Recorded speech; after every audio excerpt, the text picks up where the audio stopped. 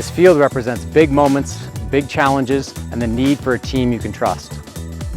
At Holloway and Hulling, we understand what's at stake. We are your advocates in Missoula and Western Montana. We provide clear, result-driven counsel for criminal defense and personal injury cases. Our new downtown office is where we turn that strategy into action. Holloway and Hulling, your advocates for justice and a proud Griz sponsor. Thinking about selling your home in Missoula? Here's the truth. Buyers are still out there, but they're being picky. That means how you market your home matters more than ever. I'm Ty Hobbs with Hobbs Homes at Keller Williams, and my job is to make sure your listing stands out. From strategic pricing to professional marketing, stunning photography, and targeted advertising, I'll position your home to attract the right buyers and get you the best price possible. In today's market, it's not just about putting a sign in the yard, it's about telling your home story, creating urgency, and negotiating every dollar in your favor. If you've been on the fence about selling, now's the time to talk strategy. Let's see what your home could sell for and how we can make it happen. This is amazing because I've been meaning to ask you about professional wrestling. I've been meaning to ask you about this new Netflix documentary, if you've seen it or not. And here we are with Yep. This is as you guys can see from here, our tribal chief. Hold on, I think I have his yep, there it is. I don't know. Yep, that's the Ayat theme song, I think, now. And you can acknowledge me. Yes, he's our tribal chief, as you can tell from his recent games. Yeah, what a performance by him. To answer your question, I've watched a lot of wrestling documentaries. I haven't watched the Netflix show because I kind of know all that stuff already. But I kind of would want to watch it. I just don't have time at the moment. I get it. I think you two kids now, man. I have two kids. You'd enjoy it though. The part that is so interesting is that they aren't shying away whatsoever from the, how do you say? Fake is not the right word. The choreographed nature of they're not shying away from that. Like they basically show you where the sausage is made from start to finish.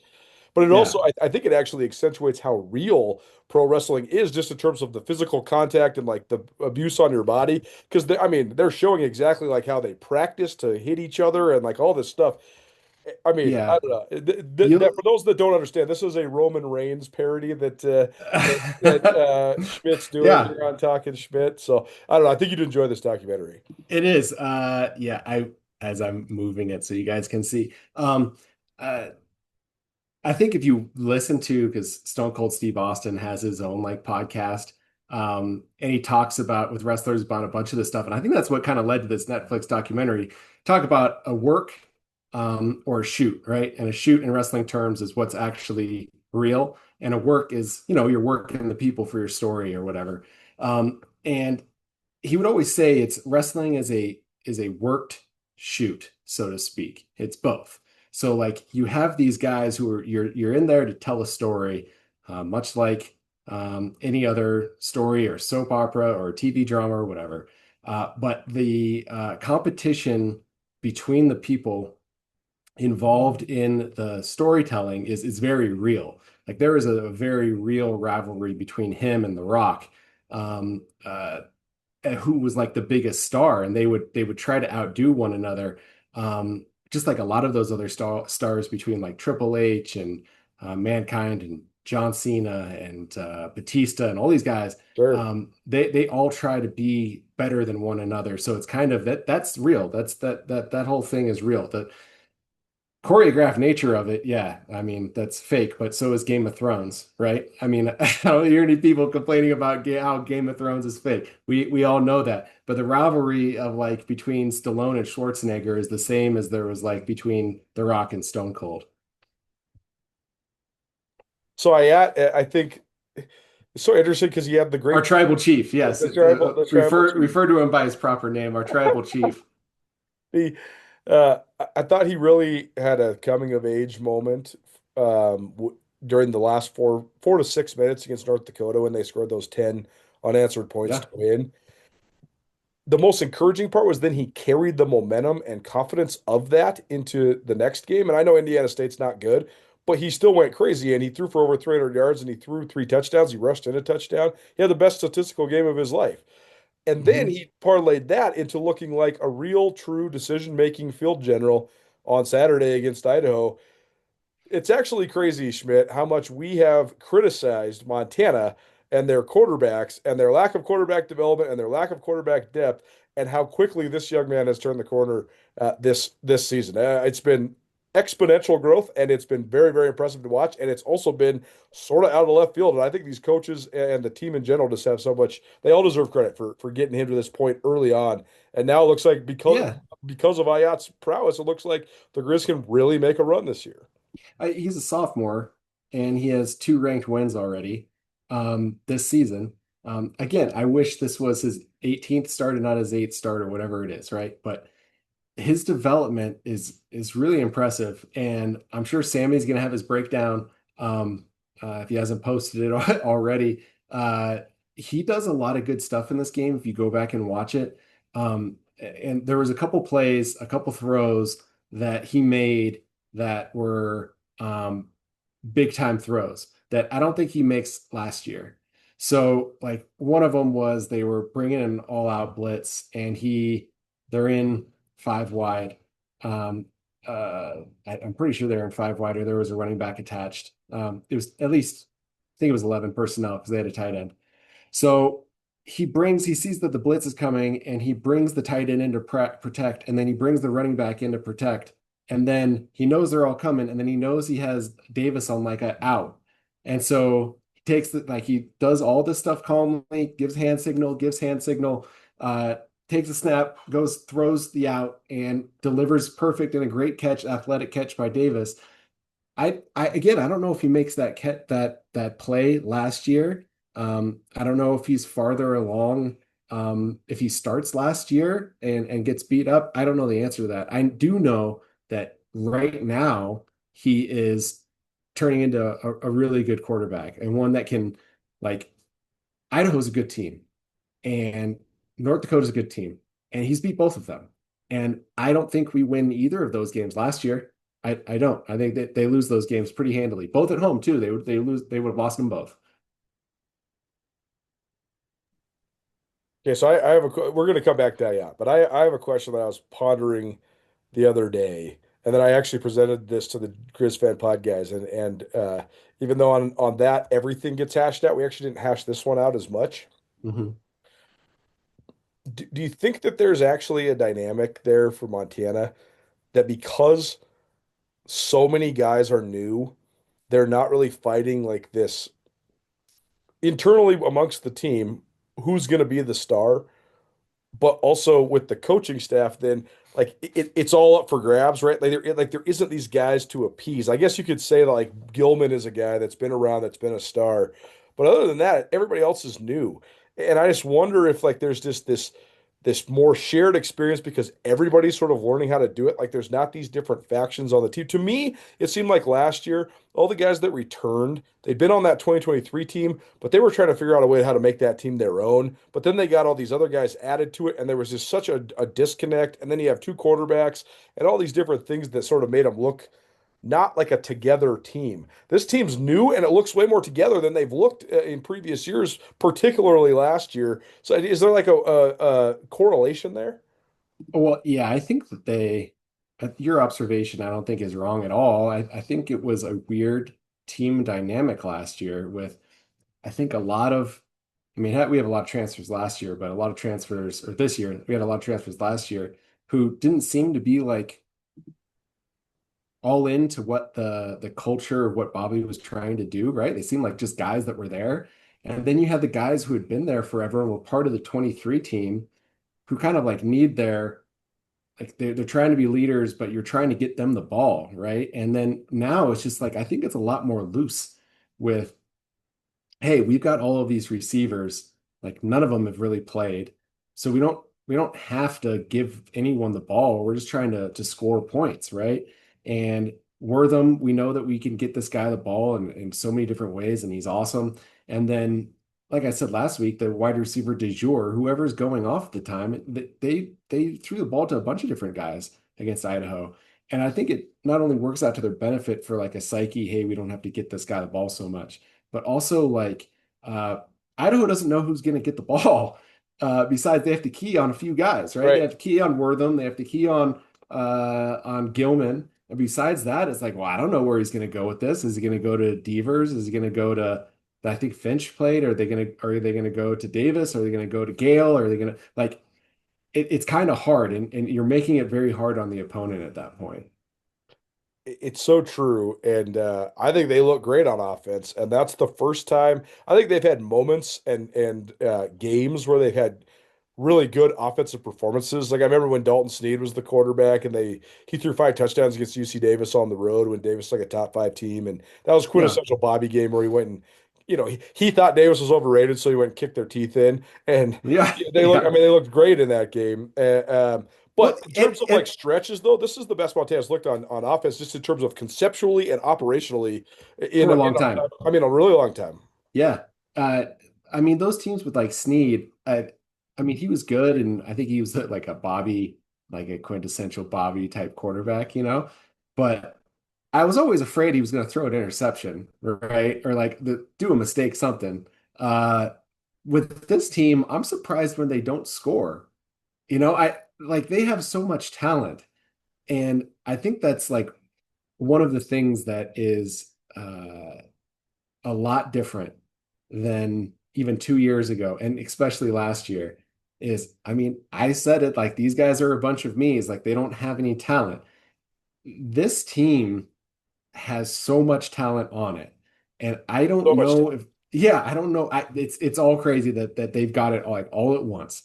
But they may not be able to put it together to beat a team like a North Dakota State in the end. They might, though. The thing is, they have the potential to be that good. And I have not had that confidence in Montana in quite some time, probably since I played. Or like the 2011 team with yes, right.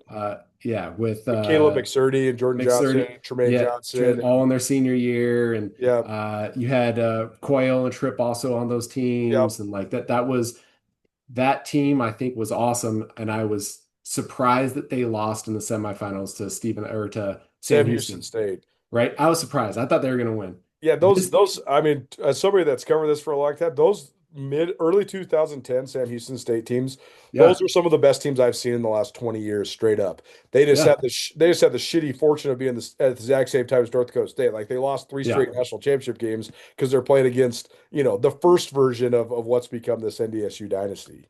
Right, and I thought that hey, that was a great season. Like they got back to where they needed to be.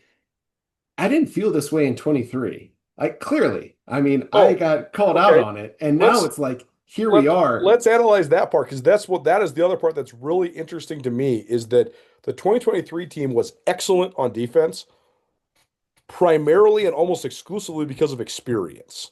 Yeah, Alex Gubner's a really talented guy who also was a really experienced guy, and he's a game-changing type of player. Braxton Hill is a very good Big Sky Conference linebacker. He's good sideline to sideline. He's big, he's strong, he can tackle, he can run, all that sort of stuff. And this is not a shot on any of the rest of those guys. I think Corbin Walker's a pretty good man-to-man corner. Everybody else is a pretty good talent that then became like the best version of themselves in terms of their execution and their ability to play in a scheme.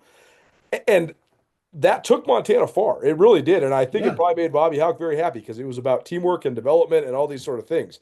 This team's the exact polar opposite of that. Well, it's a whole bunch of dudes, a whole bunch of great athletes. To your point, like Gubner is better than whoever they're rolling in at D tackle right now. No question. No question. Besides that, I don't think that 23 team had a guy that had more potential or athletic ability and talent than any of the guys on this current team. Any of them, right? Like Loud is better than Corbin Walker. Oh, for sure, by a lot. Whatever safety, Wilkinson, Diesel, and I always forget the number two's name. Micah Harper are better than the guys from 23. From the linebackers, like to a man, the linebackers are all just like studs. Right, like Tolbert and Wing and Otluski and think about this. Solo. They're all better. Think about this one. Riley Wilson transfers in the offseason. Riley Wilson had 8.5 sacks on that 23 team. He was their top sack getter. And then last year he had another 4.5 sacks. So 13 sacks in 2 years. That's pretty good. But he transferred to Arizona. Would Riley Wilson start on this Grizz defense? No. I don't think No, so. he And would he's not. a Power 5 transfer. Yeah, he would absolutely not. Who'd he start over? Exactly. He wouldn't. Like, I agree. He would, and the be thing in the is, mix, but he would not start. that 23 team brought a bunch of pressure, and so far they've put up a lot more, I believe, sacks if you look at it, than this current team has. That can come with time, right? But these guys, it's not just like getting the end result stat of the sack, right? It's not just about that. It's about getting pressure and getting your guy into the quarterback's lap so that he misses throws. They're doing a great job. Solo does a really good job of being violent and hitting the tackle into the quarterback. Like, he is a big time player that I'm, again, surprised that he's here. So we always talk about, like, these guys. Last week I said Eli Gilman should not be here. Solo should not be here either. But due to injuries and stuff, he's like, not at USC anymore. So, like, thankfully we have him. But those guys are all more talented to a man. And we'll see if they can put it all together and run the scheme the way Bobby wants it to be run, the way the 23 guys did. They're going to allow like 7 points a game the rest of the year. Like, they can be that good. There's also, you got to read between the lines sometimes too, right? Like, first of all, I totally agree with your point about sacks versus pressures. North Dakota had a absolute mandate, you could tell, for that quarterback to get the ball out of his hands as fast as possible. Like, the number one goal on passing plays was to not get sacked for North Dakota. Mm-hmm. Like, it was like, catch it, let's go. We're doing nothing but quick game. We're going to stretch the field, all that sort of stuff. And so, sure, Montana had no sacks against North Dakota. They had 40 pressures. Like, every time that North Dakota dropped back, that guy was under pressure, right? So that's one thing. The other part is, when the defense is completely cranked, like it was on Saturday, you're going to choose to completely eliminate one or another part of the game. What they were doing Saturday is they're saying, hey, quarterback guy, beat us with your arm. Joshua Wood, let's see what you got. And he started 7 of 20 for 43 yards. Yeah. Then they had a couple busted plays where they played a freshman corner. He fell down. So Wood's stats look better at the end because he hit those 2 long ones, and one was a he ran play. He ran for 3 TDs, and there's like some garbage time touchdowns. But like, they erased him from the game for 3 quarters and then had a 3 touchdown lead, and that's why they won. So I agree with you. Even if they don't give up 7 points a game or whatever, they're flustering other teams' offenses so bad. Yes, it's about shutting down what the opponent does, right? And they are doing a great job of shutting down what the opponent wants to do. Like, Idaho could not do anything. Not a significant amount of offense came from them in the first 3 quarters. Like, that is the mark of a great defense. Like, again, I keep saying this every week. I am so excited about the potential of this team. Like, they could be special. I hope they're not listening to this and like getting full of themselves and then go lay an egg against Idaho State, but that could happen. But from a potential standpoint, like, they're good. And weird shit happens in Pocatello. Okay, I got thrown out of a bar from a Samoan, like Superman style. The last time I was there, I haven't been back since. Weird shit happens there. And that's just me. That's not even the football team. But yeah, that was at that game where they won on the last second field goal in 2009. Right. Where they should have kicked the shit out of them. So we'll see. It's a weird place to play. I hope they win. They probably should, but that's why they play the game. At Holloway and Hulling, we deliver the results that Grizz fans deserve. If you've been charged with a criminal offense or a DUI, we will fight to defend your rights. If you've been injured in an accident, we have the offense to get you the compensation you deserve. Choose the right team. Choose Holloway and Hulling for proven criminal defense and personal injury legal services, a proud partner of Grizzly Athletics. Visit us soon at our new downtown location or check out our website for more information. Another day, flavorless forage. What in the heck is this magic? It smells intriguing. Could this be the answer to my lifelong struggle against bland wilderness cuisine? Okay, deep breaths. Don't get your hopes up, big guy.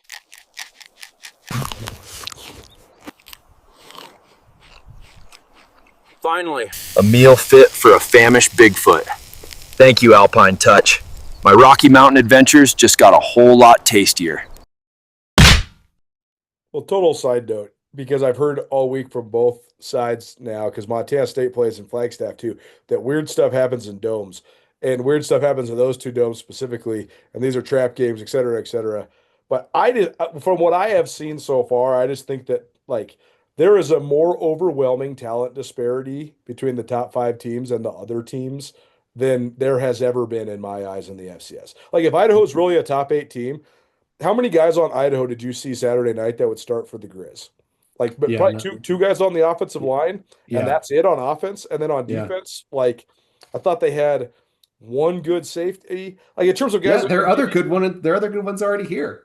Like, exactly, you're right. He already right? transferred, right? So, like, and we talked about this. Any good player in the FCS that's not going to FBS needs to come to one of the Montana schools or one of the Dakota schools. Totally. Like, there's no point in going to whatever program or staying in Eastern Washington, something like that. Like they're going to come to Montana. So let's stay on that point for just a second, because a player that I won't name, a former player that I won't name, that was on the team the last couple of years, he told me he thought one of the biggest flaws of last year's transfers was that they came from like the FBS mid-major bowl subdivision mindset.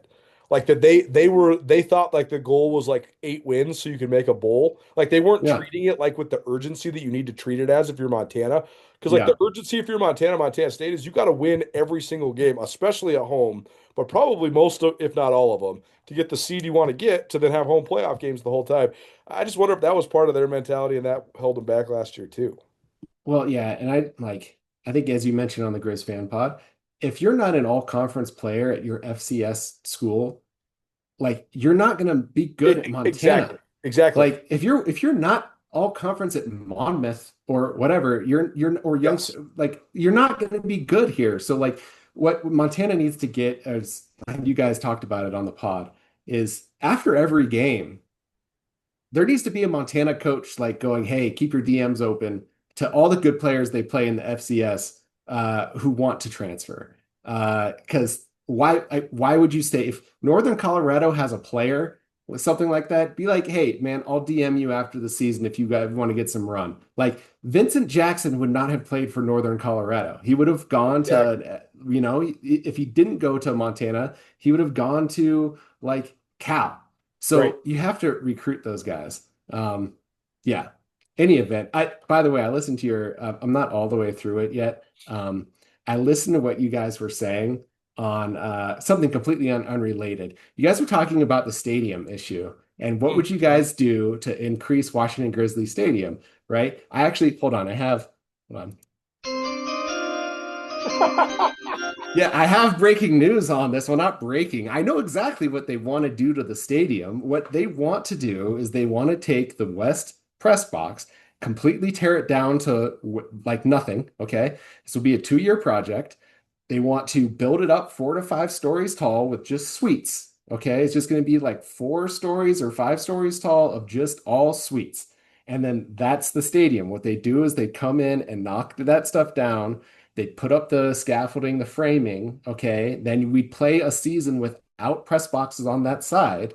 And then they would finish it over the course of the next summer and so that it would be ready by the next year. That's their number one thing. I was told that they were so frustrated the last time they did an expansion because Denison King George would not let them do press box from goal line to goal line. He made them do like the little one, and it would have paid for itself in like 5 years or something like that. Instead, they're still kind of paying that thing off because they didn't maximize the revenue with the space that they had. The number one revenue for them is suites, guys. And the reason why is you don't even have to have people show up for them because you can sell the suite for the season and charge a premium. And if no one shows up, it's fine, right? And it's an intimidating, cool looking presence, but it doesn't count towards like what they care about. So what they care about is the revenue, right? So that's what they want to do. I do know that they have not gotten the funding for that yet. if anyone listens to this and wants to contribute, reach out to the athletic department and ask them about this plan, because I know that they want to do it. They just need a whole lot of money to do it. So that's the plan. That's what the stadium is. They're not going to do the north end zone on the south end zone. They're not going to expand the east. Okay. They're going to take those suites down on the west, knock it down, and then build it back up like 4 stories tall. That's it. Insider. So hold on. Yeah. Should I do an explode? That's a Schmidt bomb for you. Yeah. No, that's the inside info. Well, businesses that might buy a suite include probably Holloway and Hulling Law. They would for sure. They definitely would. I know Nate's going to listen to this and be like, yeah, maybe. We'll see. Either way, a waiting list of like 50 people for suites. No doubt. I absolutely believe. And they only have like 20. I absolutely believe that. Yeah. Holloway and Hulling, the best attorney in Missoula in 2025. They have a deep understanding of Montana law, more than 25 years of experience at their firm, and that continues to grow. Need any sort of representation, whether it's criminal defense, personal injury, family law, MontanaLawyers.net, or you can call them anytime, 406-880-7424. Appreciate Holloway and Hulling for being the presenting sponsor of Talkin Schmidt with Andrew Schmidt. All right. What else do we want to talk about when it comes to the Grizz? I find this team also not just more potential laden, but also just way more interesting than the last several years worth of teams to talk about and cover and all that. It's a super interesting team because you have so much talent and guys that could be, again, Gilman, best running back we've ever had. He's just one of them. Like, you have Wortham, you have Ayat, you have all the young wide receivers, you have the tight ends, the defense. All of those guys on the defense are interesting in their stories of coming in and contributing, and like 1,000% better, more fun, better for my mental health this season than last season. I'm pretty excited about them in general, as you can tell. But all of the players, it's really cool just to see guys that are so good playing for Montana. Because for the longest time, Colter, I'd be like, why is Barrier not on Montana? Right. And now we have guys like Barrier on Montana. I'm like, this is what I've been waiting for. Right. This is what I've been waiting for. It's such a good point. Okay, so when it comes to now, though, here's the thing. We are not alone in thinking, wow, this team upgraded its talent a lot. And if Ayat is really actually good, that changes everything. And that, all these different weapons, we don't have to relist them. We don't have to rename them. We're not the only ones. And I guarantee you the head coach of this football team knows exactly what he's got right now. Yeah.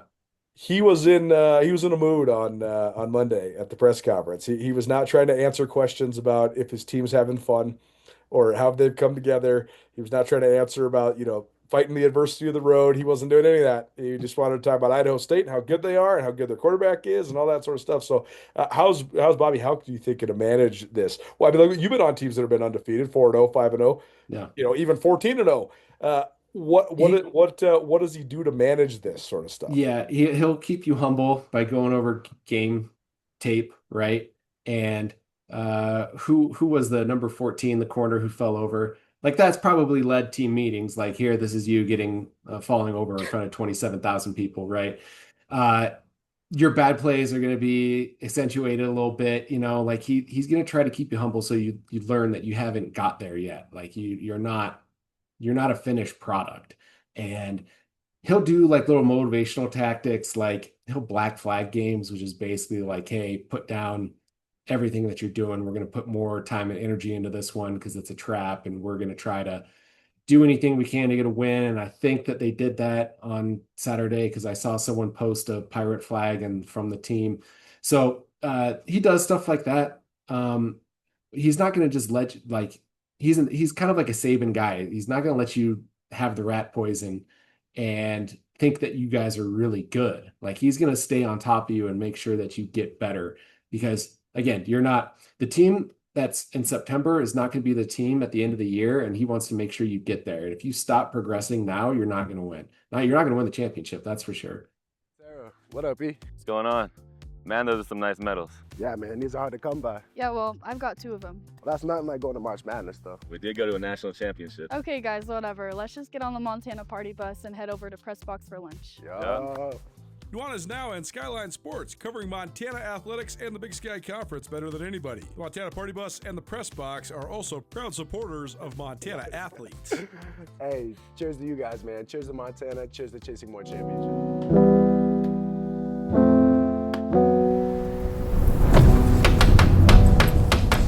Hello, my name is Kelly Ayat, quarterback at the University of Montana. In the off-season, it's important to do everything you can to prepare for the season. In high school, that means funding your program. In my experience, Vertical Raise is the ultimate online fundraiser platform. They'll broaden your reach of your fundraiser and bring in more money than other platforms. And there are no sneaky or hidden fees like other companies. If you're trying to raise money for your program, reach out to Vertical Raise today. I mean, that's probably the other part about observing Grizz football all these years and covering it for, I don't even know how long. I mean, I guess my first season was like 2006, so almost 20 years.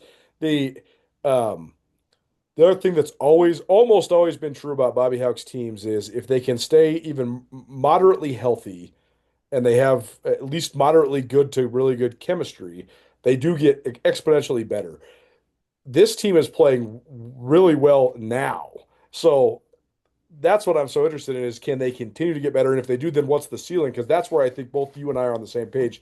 The ceiling is very high. Yeah, the ceiling could be the national championship.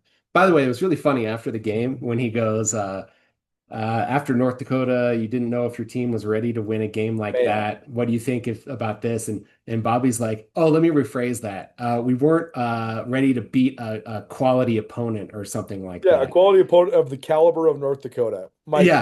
Just basically saying that Idaho sucks. He definitely just said Idaho sucks. Which is like, did anyone else pick up on that? Like, I think he was saying that Idaho was not as good as North Dakota. So absolutely, that was exactly his intention too. And then he wanted the press conference to be over at that exact moment too, because it was 1:00 in the morning and we were all tired. Yeah, that was wonderful. Yeah, the dog ass Vandals. I think that he. Look, he's gonna try to make them the best that they can be at the end of the year, and we'll see. I mean, they may drop a game. I don't know. They could run the table and get Wofforded like I did. You know, like I have no idea what's gonna happen. But I know that like the work in progress that he's dealing with, his starting point for this year is so much higher than it was last year. Like, the work that he has to do to get this team good is not, or the best they can be is not that far. Last year is just like you're dealing with a bunch of shit and you're trying to make it less shit, and it's really hard. And by the end of the year, they were still shit. You know, this year he has a lot better team, and they could win the national championship. I don't know. I have not watched North Dakota State. I only watched the last overtime of the Cat game. So I don't really know how good those teams are. I do know that I'm going to take the points in NAU against the Cats this weekend, though. So go Lumberjacks. As weird shit happens at the Walk-Up Sky Dome. They've won 2 games there since 2005, one by 3 points, one by 2 points. So we'll see. I mean, that's kind of a weird, tricky game for the Cats, and maybe they're good, maybe they're not. I don't know. Like you said, maybe only the top 4 teams are any good in FCS anymore. Maybe they lose this game, maybe they don't. But I think that it's kind of a weird spot to play at 7,000 feet or whatever it is. Join Town Pump's Pump It Up Rewards Plus program and never pay full price for fuel again. Save 5 cents on every gallon every day at any Town Pump across Montana. Plus, earn and redeem points on your favorite in-store items to get free stuff with our clubs. Stop in and pick up a rewards card. Download the Pump It Up Rewards Plus app today. Or visit townpump.com/rewards to register and start saving. Right down the road, pump it up. Oh, yeah. Will you marry me in your future? Or maybe you do it all over again. Hi, I'm Brian Toon with Jewelry Design Center, inviting you to come see the largest selection of Will You Marry Me in the state of Montana. The brightest diamonds of every shape and size, unique settings built to last, and skilled jewelers on site offering free sizing and maintenance for life, because that's how long we want to be your jeweler. Jewelry Design Center in Missoula, on Brooks, across from the Speaking of watching games, I know you got something to say about television rights. So is it time? Oh my God. Yeah, here, I'll do the short sounder. Here, I'll switch it up a little bit. I need the Schmidt Storm.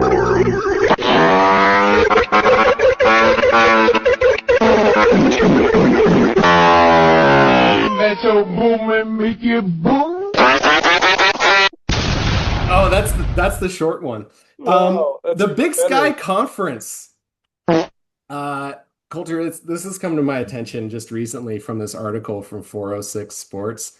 I'll read some of this stuff to you. Back before there was a change from the Big Sky Conference and their TV rights deal, home teams were getting 60% of the TV rights and 35% would go to the guest. Okay. So now they've changed that so that there's equal distribution of rights and money through Big Sky Conference schools. Jim O'Day was quoted as saying, back in my time, the bidding for the Cat Grizz game was $100,000. Okay. So $65,000 would go to the host, either the Cats or the Grizz. Now, under those numbers, the Cats and the Grizz would each get $8,333.33. If you were Montana or the Cats or even Idaho, why would you stay in the Big Sky Conference? And this all started when there was the game day, the college game day experience, okay? And everyone kept on pressing for the Cat Grizz game to be college game day. And there was all this public push. And then it didn't happen because they needed to go to Columbus to watch Ohio State and Michigan State. This is stupid. But the next year, there was no push at all. No push at all. Only Flint Rasmussen was tweeting about it. And the Cats get, either through back channels or from Cruzado and her relationship with the Big Sky Conference, they get the Cat Grizz game in Bozeman. Okay, fine. I don't blame the Cats for that. Like, whatever they did behind the scenes there to make that happen with no push whatsoever, I mean, good for them. Okay. But that, I think, was the beginning of the end for Montana and the Big Sky Conference, because they're backdooring and stabbing in the back their most lucrative team. Okay. And then they go ahead and change the TV rights so that instead of getting all the money from Cat Grizz, you have to split it with Northern Colorado in an equal amount. I'm going to go over something here with you guys. Attendance is not TV viewership, okay? But it does indicate how much interest there is in a team playing, okay, on TV, all right? Last year, Montana, 25,845 fans average. Montana State, 21,900 basically.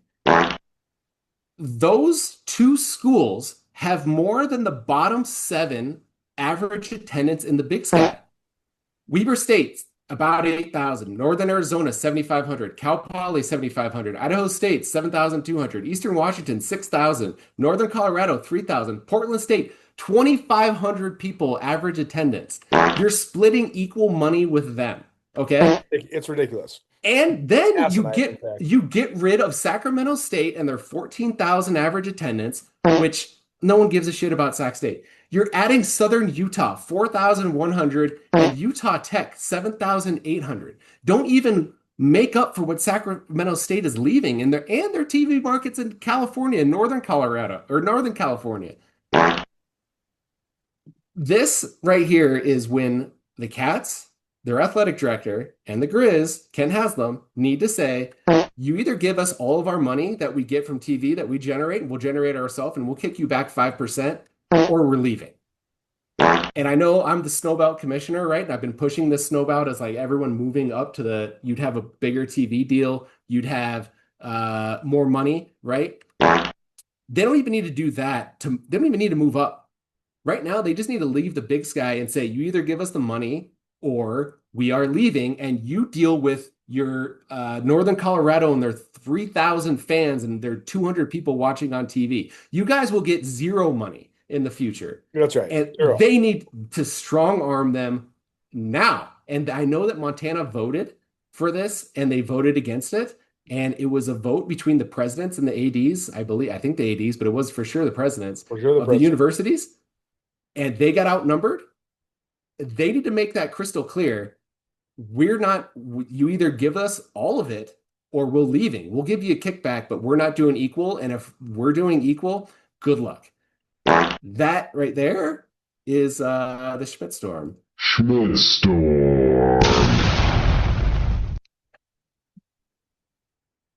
Well, amazing, and I couldn't agree more. I just don't know where they go. That's the problem, and we don't have enough time to hash that out. So let's go anywhere besides what they are doing. The big you wouldn't want them to be an FCS independent, though, right? Maybe not. Or would you? They could probably make more TV revenue if they were. I bet you half the schools in the Big Sky, if not more, would still play them. I mentioned this. I'll mention this as I was talked to athletic leadership about the Dakota State schools and the Montana schools. Those guys were interested in all moving up to the FBS together. Okay, they were. That required money from the Mountain West and a bunch of other things. They could do the same thing, but in FCS conference and double the amount of their TV revenue without even moving up and not splitting stuff with Portland State. And I guarantee you that North Dakota State doesn't want to be splitting money with Indiana State. I guarantee you that. They could work out a much better deal. Much like when USC was talking to the Big Ten and they got them to over the finish line with a grant of rights and TV deals. And then they left for the Big Ten, them and UCLA. And that started the Pac-12's demise. That will be the same thing to the Big Sky if they don't shape up and actually pay these schools what they're worth. Because there's only 2 schools that average 20,000 people or more at their games, and it's the Montana schools. Sacramento State is 3rd, and they're leaving. Your next biggest is Idaho at 11,500.